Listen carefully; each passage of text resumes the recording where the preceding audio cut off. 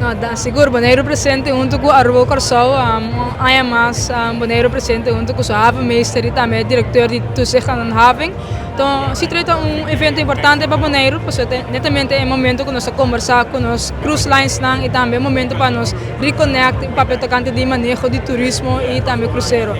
Então, seguida nós de 5 anos seguro junto com a ABC, boot bonita que está demonstrar também colaboração e destinação ABC que nós também está vende como produto na cruise lines. Então, para nós seguro trade event muito importante.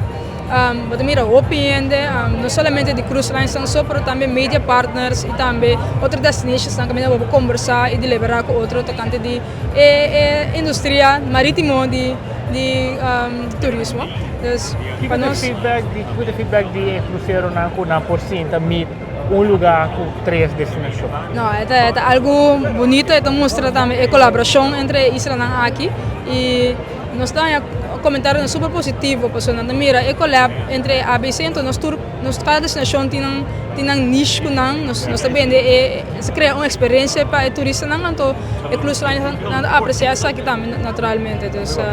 Bonaire mesmo, contar com Bonaire, Samira, hope po ng novo também, pero você não tem uma limitação que está na certa capacidade também. Correto. Como você manejar isso?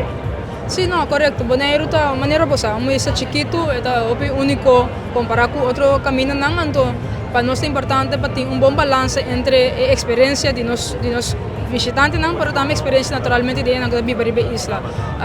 O crescimento do turismo se vai hand in hand junto com o desenvolvimento do produto da isla. Então, para nós é importante para mitigar isso aqui, para não trazer muita pressão sobre nossa isla. Nós queremos manter Bonaire uma isla bonita, doce para tour e também não perder o que Bonaire conhece.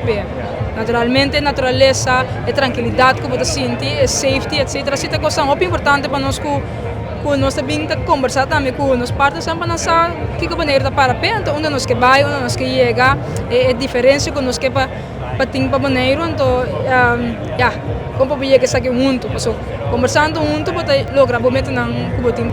No short term nós temos como meta para naturalmente seguir diversificar nos produtos e também diversificar e vai meio junto que inovação também de cruzeiro e naturalmente também manter Bonaire seu nome na laira e ter uma bonita experiência para nós turistas e também para nós que vivem na isla e também trazer economic value para estar elaborado em indústria aqui para sacar mais tanto for de